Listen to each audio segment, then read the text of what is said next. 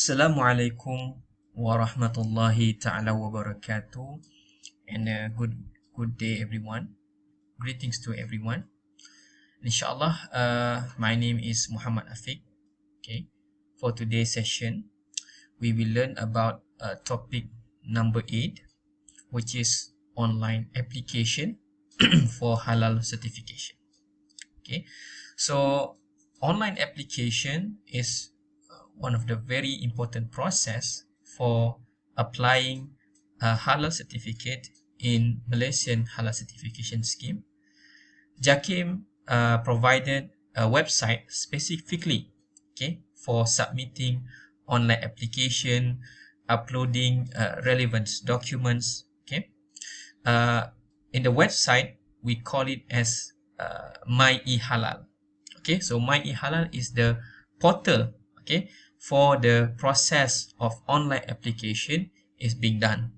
Okay, so each company or each organization that are willing, okay, to apply for halal certification, okay, or halal certificate, so they need to register, okay, in My-e-Halal website.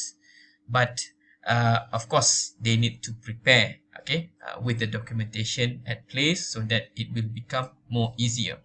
Okay, so this is the first step in the process of getting halal certified, because uh, the first thing that competent authority or JAKIM that they want to see or they want to audit is, we call it as desktop audit, meaning that the documentation, whether your company has a proper, okay, establishment, SSM, registered under SSM, for example, okay, and all that. So after they clear on the documentation, by then they will do the on-site audit for compliance audit. Okay, so this is the first step for online application. So once again, ahlan wa sahlan. Okay, so as you may know that this course is tailored for halal endeavors to extend their knowledge on understanding the Malaysia's halal certification scheme. So this is my contact details. You can email me if you have any inquiries. So before we even start on the My-e-Halal portal, because My-e-Halal portal is not that really difficult, because all of the menus are really easy to understand and easy to fill. Okay, but the basic understanding of the certification itself, I think is very important to we clear first. So when in this topic, okay, we will look into the step by step on how to apply, how does the application is done for Malaysian halal certification in the My-e-Halal portal. So I will be giving you some screenshots, okay, on the My-e-Halal portal. So maybe in other time we can have a we have a hands-on, but for this purpose, just put some picture of screenshot and some step by step, okay, on how the process of applications are carried out. Okay, so before we go to that, for your ease, by now you should be able to identify the main references for the application itself. So here's some recap. Okay, so this is the important references that need to be comprehended prior to application, because you have to know the regulation. Okay, because sometimes requirements are a little bit different, okay, from one scheme to another. Some regulation or requirements they shares the same. For example, MS 1500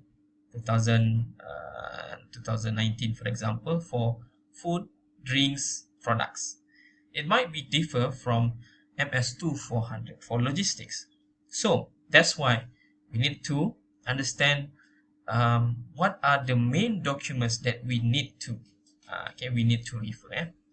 So here, at least these 4 documents you need to understand, okay, especially for foods and also beverage products. Okay, the first one is manual procedure for Malaysia halal certification, or in Bahasa we call it as MPPHM to 2024 short.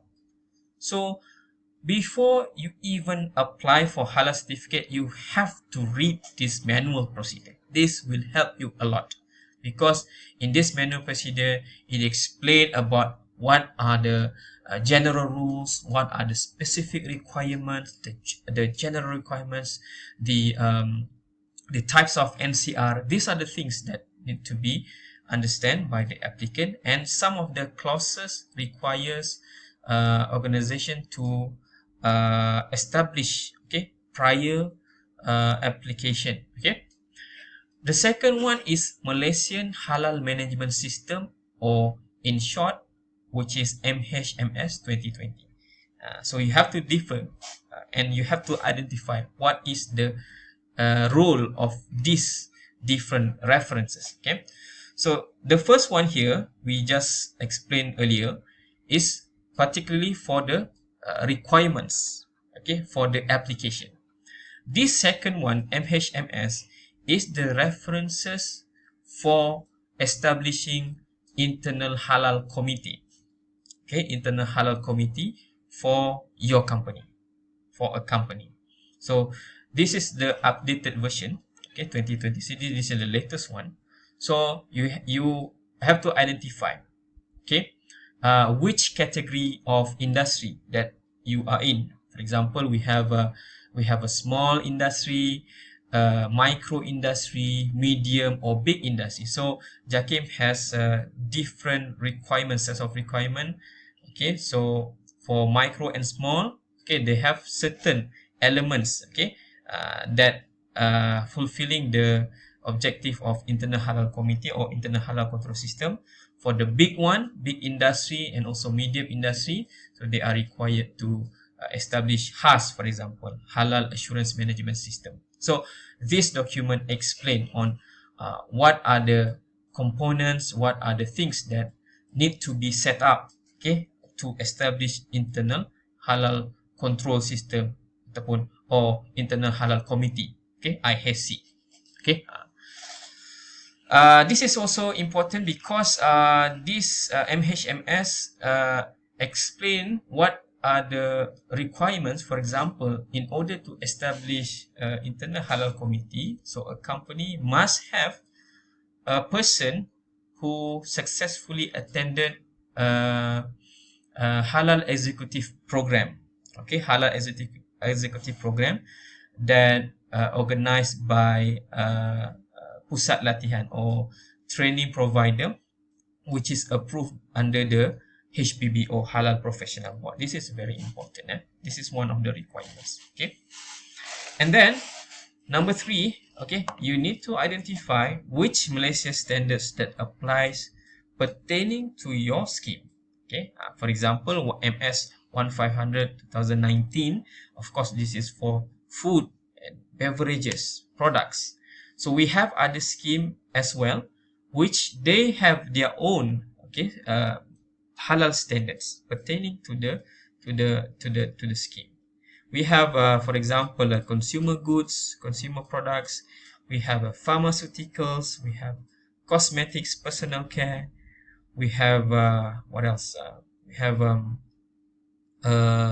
specific standards for water filter. Okay, so halal supply chain, halal transportation, warehouse and retailing. So medical device, this is the new one. Okay, so these standards, okay, outline the requirements specifically, okay, to that particular type of products or type of scheme. Okay, and number 4, okay, for especially for food related industry, so they need, of course, to understand the role of Food Act 1983. Okay, because this is the requirements that that really need to be complied by a manufacturer or by industry that deals with food products or handling the food products. Okay, so these are the important references that you need to understand before you proceeding for applying for halal certification. Okay, right. So this is some overview on the MPPHM. Okay, so MPPHM 2020 is the main reference for applying halal certificate under JAKIM. So JAKIM is the competent authority. Okay, so the documents are available to be downloaded at JAKIM website. So I have attached with the slides here, so you can download my slides, and this here is hypertext. Okay, you can click here and it will redirect you to the websites. Okay, JAKIM website. You can download it. Okay, for free of charge. Yeah? So this document specifically listed all the requirements. So this is need to be comprehend by all the applicant. Okay, the general, the specific requirements, the fees. Okay, so there are fees that charges for the applicant depending on type of industry. Okay, the procedures and many more pertaining to the application. Okay, so there are also clauses that outline regarding the types of non-compliance and its implications, or NCR. Okay, these are the things that we need to avoid from happening. So there are three types of non-conformance. We have a minor non-conformance, we have a major non-conformance, and we have a serious non-conformance. So major non-conformance can lead to the revocation for the major, it can lead to the suspension of the halal certificate if you are a halal certificate holder, and for any serious offense that can produce to serious sharia, for example, issues. So the company or the organization can be revoked their halal certificates, but all of these are depending on the case and depending on the decision made by the halal committee or penilai halal during the investigation.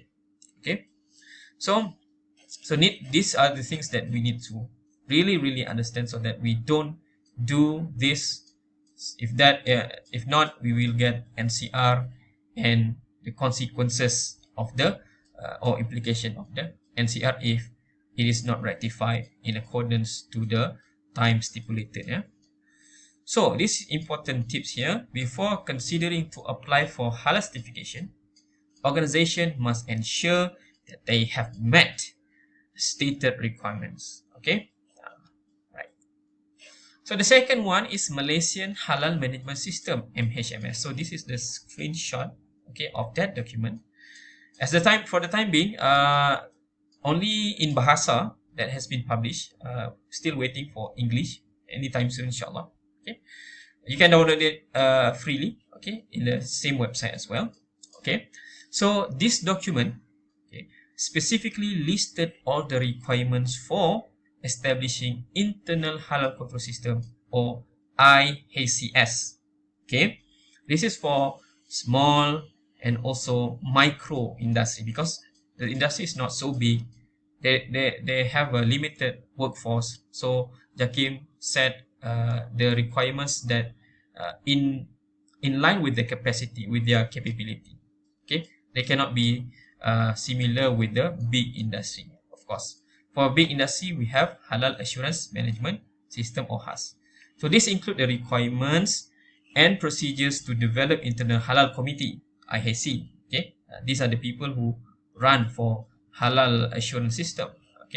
The role of each members, halal risk control, establishing halal policy, halal objective, and other things.